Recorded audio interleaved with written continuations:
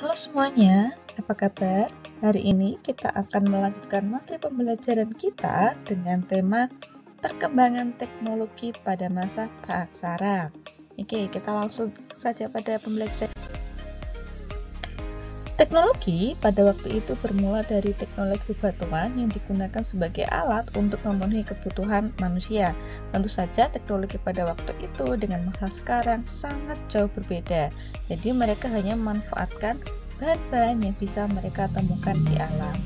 Nah, sampai saat ini kita masih bisa menjumpai beberapa kebudayaan dari praaksara yang masih kita lakukan atau masih kita gunakan di kehidupan modern.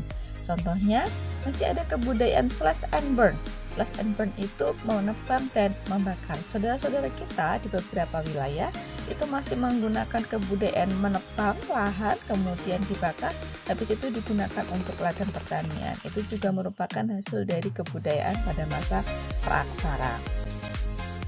Oke, secara umum pembabakan zaman batu itu dibagi menjadi 4 masa. Yang pertama ada Paleolitikum, kemudian ada Mesolitikum, yang ketiga ada Neolitikum, dan yang keempat ada Megalitikum. Nah, karena bahasanya itu sangat banyak, pada video ini saya akan fokuskan pada materi Paleolitikum dan Mesolitikum.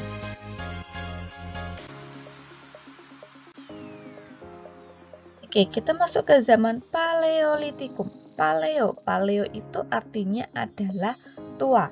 Litikum itu berasal dari kata litos atau litik, yang artinya adalah batuan. Jadi Paleolitikum artinya adalah zaman batu tua. Jadi apa tadi Paleolitikum? Artinya adalah zaman batu tua. Paleo artinya tua. Oke, nah pada perkembangan awalnya, nenek moyang kita itu hanya memanfaatkan apa saja yang tersedia di alam. Peralatan yang dibuat itu digunakan untuk meringankan kegiatan dan aktivitas yang dilakukan. Nah, peralatan ini banyak terbuat dari tulang dan batu. Hasil kebudayaannya itu disebut sebagai artefak. Nanti pembabakan ini berdasarkan pada artefak-artefak yang ditinggalkan oleh manusia praaksara ya.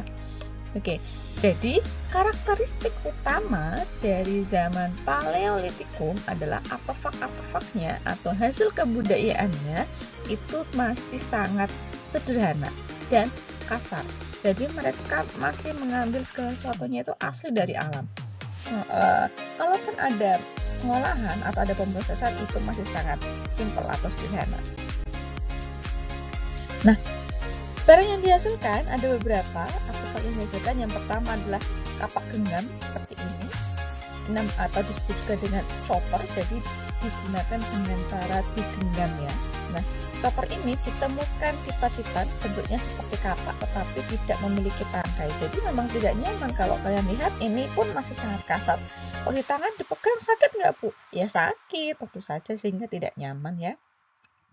Cara pembuatannya itu adalah dengan memangkas salah satu sisi batuan sampai tajam dan sisi lainnya dibiarkan apa adanya sebagai genggaman. Nah, fungsinya untuk apa? Fungsinya adalah untuk menggali ubi, memotong makanan, menguliti binatang. Mereka hanya menggunakan alat ini. Ya, bisa kalian bayangkan bagaimana usaha mereka untuk bisa menguliti binatang menggunakan batu seperti ini. Pasti susah ya. Kedua, ada kapak perimbas. Kapak perimbas itu ditemukan di Pacitan. Fungsinya adalah untuk merimbas kayu tentu saja, menghat tulang dan sebagai senjata. Tampilannya seperti ini. Kalian tahu nggak artinya merimbas? Jangan-jangan kalian nggak tahu ya artinya merimbas. Merimbas itu artinya adalah menarah atau menyiangi cabang pohon. Jadi kalau misalnya ada pohon kemudian hanya kita potong-potong, itu namanya adalah merimbas. Atau kalau dalam bahasa Jawa kita sering menyebutnya dengan istilah ngerantai kayu seperti itu. Nah, selanjutnya alat-alat dari masa praaksara itu juga ada yang terbuat dari tulang atau tanduk rusa. Jadi mereka kan sering tuh berburu. Nah, ketika mereka berburu rusa dan sebagainya, maka tulangnya itu juga dimanfaatkan. Tulangnya ini akan dipecah, dipukul-pukul seperti tulang, ini tulang-tulang yang besar ya, seperti tulang paha, tulang kering dan sebagainya, itu dipecah menggunakan kapak perimbas tadi, nah hasilnya seperti ini, sehingga ujungnya lancip atau tajam. Ini banyak ditemukan di daerah Ngandong, kemudian banyak digunakan sebagai belati atau ujung tombak. Nah, fungsinya apa? Fungsinya adalah untuk mengorek ubi dari tanah dan juga untuk menangkap ikan. Yang terakhir dari alat pada masa Paleolitikum ini adalah flex atau alat serpih. Seperti ini ya. Kenapa kok disebut flex atau alat serpih? Ya karena ini adalah ukurannya yang paling kecil dibandingkan dengan artefak-artefak lainnya yang ditemukan pada masa itu. Ini juga ditemukan di Ngandong. Nah,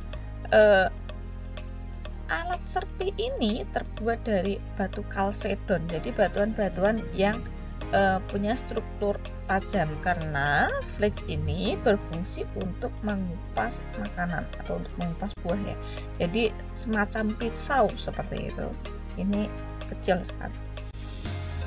Ini adalah batu kalsedon kalau kalian belum pernah lihat. Nah, kalau zaman sekarang batu kalsedon itu banyak kita gunakan sebagai bahan utama untuk aksesoris, seperti batu akik misalnya, itu juga termasuk batuan kalsedon. Nah, kita masuk ke zaman Mesolitikum. Nah, kalau meso itu artinya adalah tengah, titik tajamnya batuan. Jadi Mesolitikum artinya adalah zaman batu tengah. Nah, alat-alat yang digunakan pada zaman Mesolitikum itu sama dengan yang ada di Paleolitikum, cuma ada bedanya sedikit. Bedanya adalah alat ini sudah lebih dihaluskan pada salah satu sisinya, sehingga lebih nyaman digunakan. Kalau tadi kan masih kasar, nah ini bagian yang nempel ke tangan itu sudah dihaluskan sehingga sudah lebih. Nah, kebudayaannya mulai muncul kebudayaan baru pada masa Mesolitikum. Ini adalah kecoken mordinger. Ini dari bahasa Denmark, coken itu artinya adalah dapur, mording itu artinya adalah sampah. Jadi kecoken mordinger itu artinya adalah sampah dapur. Nah, manusia praaksara itu ketika mereka makan, maka sampahnya itu ditimbun, dikumpulkan jadi satu sehingga menggunung seperti ini. Ini banyak ditemukan di daerah sepanjang pantai Sumatera ya. Nah, siapa yang masih suka buang sampah sembarangan? Kalian berarti kalah sama manusia praaksara. Manusia praaksara saja sudah bisa mengumpulkan sampahnya. Kalian kok nggak bisa? Jangan suka menyimpan sampah makanan di laci sekolah ya. Yang kedua ada Ardisosot. Jadi kebudayaan Ardisosot itu merupakan kebudayaan yang ditemukan di gua-gua. Jadi manusia purba atau manusia praaksara itu tinggalnya di gua-gua seperti ini. Biasanya mereka memilih pola-pola hunian yang dekat dengan sumber air karena hal ini digunakan untuk kebutuhan sehari-hari. Mereka juga memilih daerah yang memiliki alamnya terbuka. Nah, pola hunian seperti ini berpengaruh karena kalau dekat dengan air untuk kebutuhan hidup mereka, kemudian nanti tumbuhan juga akan subur, kemudian juga akan menarik banyak binatang, sehingga kalau dekat dengan air mereka bisa mengambil banyak manfaat dari situ. Nah, mereka kemudian juga mulai mengenal api.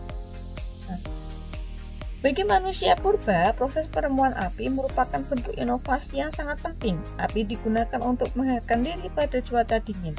Dengan api, kehidupan manusia purba menjadi lebih bervariasi dengan berbagai kemajuan akan yang dicapainya. Penemuan api juga memperkenalkan manusia purba pada teknologi untuk memasak makanan dengan cara dibakar. Jadi, jangan dibayangkan mereka apinya kemudian canggih seperti kita ya. Mereka membuat apinya itu dengan cara-cara yang sederhana, seperti menggosok-gosokkan benda yang halus, kemudian atau membentur-benturkan batu api, atau kemudian mereka memutar sebuah benda secara berulang, berputar bolak-balik sehingga akhirnya menimbulkan bara api. Nah, itu saja materi kita untuk hari ini mengenai masa Paleolitikum dan Neolitikum. Untuk periode berikutnya, untuk masa Neolitikum dan Megalitikum akan kita bahas pada video yang kedua. Oke, sampai jumpa. Terima kasih.